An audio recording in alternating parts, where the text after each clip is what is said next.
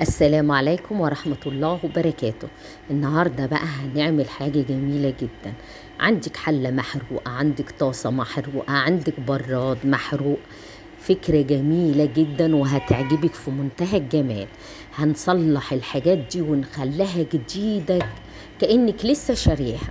هتبقى جديدة ولا فيها أي حاجة من السواد اللي انتوا شايفينه ده. شايفين الطاسة دي محروقة قوي ازاي؟ طاسة الآلية هنرجعها جديدة، هتبقى جميلة جدا. سمي الله وقولي بسم الله الرحمن الرحيم. هنبدأ دلوقتي ناخد الحاجة اللي محروقة عندنا. أنا حضرت طاسة عندي اهي بتاعت آلية، هحطها على النار.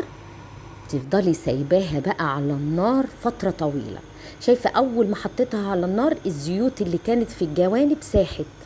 شايفين بقت عاملة ازاي؟ هتقولي ياه ده ايه دي باظت، ده كانت الاول ارحم. لا ابدا، ده هي بتظهر وتسيح كده. شايفين بقت اسودت قوي اهي. الاول كانت افتح من كده. هنقول لا ده باظت؟ لا ابدا، هي بتسود كده وهترجع تفتح. امشوا معايا بقى سنه سنه في الفيديو عشان المصداقيه، عشان ما تقولوش ان انا جبت حاجه وحطيتها بدلها. شايفين اهي فتحت اهي، بتبدا تفتح اهي وهي على النار اهي. فتحت تاني اهي اكتر. انا ماشيه معاكم سنه بسنه. شايفين الجنب ده فتح قوي اهي، فتحت قوي برضو. كل ما انت سايباها على النار بتفتح قوي اهي. شايفين فتحت اكتر.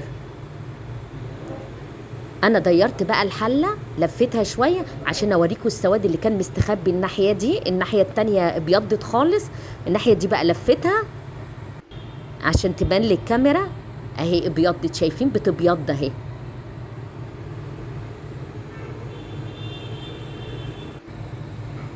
وهتلاقيها اهي ابيضت. شوفوا وصلت بقى للمرحله دي ابيضت قوي ازاي. بتسيبيها على النار، ما تحطيلهاش اي حاجه. شايفين كده ابيضت خالص، ما عدا طبعا الايد غامقه شويه لان مش طايلها النار قوي، لكن الطاسه هي اللي ابيضت خالص. شايفين اهي ابيضت. هتلاقي لو لقيتي بقى بعض سواد خفيف، في سواد خفيف قوي على الحروف ده، مجرد ان انت بتمشي بيه بالسلكه خلاص. انا طفيت عليها طبعا، هي سخنه على ايديا فانا بعملها بالمعلقه عشان اوريها لكم. شايفين اهي. طبعا لما تهدى شويه كده تروحي حطها في الحوض وتروحي غسلاها. قلبتها لكم. شايفين الظهر اللي كان اسود قوي ابيض ازاي؟ الصفار ده خفيف قوي هيطلع بسلكه. شايفين كل جوانبها فتحت وبقت بيضه اهي. اخدها واحطها في الحوض اهي. شايفين السواد، النقط البسيطه اللي في الحوض دي نطرت من الايد لما جيت حطيتها في الحوض. انا بوريها لكم اهي، برفعها عشان هي برضو هي سخنه لسه. انا استنيت لما هديت شويه بس هي لسه برضو سخنه على ايدي برضو. شايفين اهي فتحت قوي ازاي، ولا حطينا اي حاجه على النار. هي مجرد تحطيها على النار خلاص فتحت وبقت جميله جدا. امسك سلكه بقى، سلكه خشنه كده بتاعت المواعين، ببردها شويه. انا خايفه تكون سخنه على ايديا. هي بردت كده خلاص، بردتها بشويه ميه. ابدا بقى اروح غسلها بقى بالسلك. احط شويه صابون. ده انا حطيت شويه كتير قوي يعني شويه قليل. وتروحي دعكاها بقى بالسلك.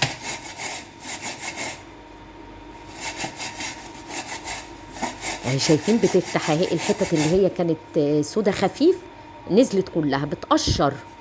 مجرد ان انت بتعمليها بالسلكه بتقشر. هي ابيضت يعتبر خالص ما شاء الله.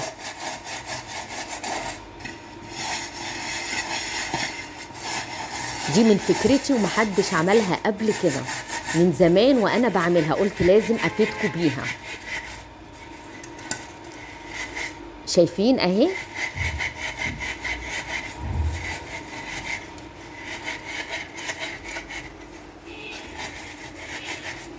اهي بتبدأ تفتح.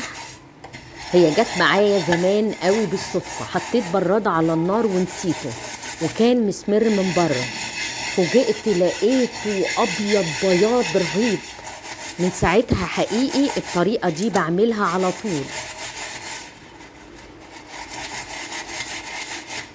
قلت افيدكم بيها تستفيدوا بيها.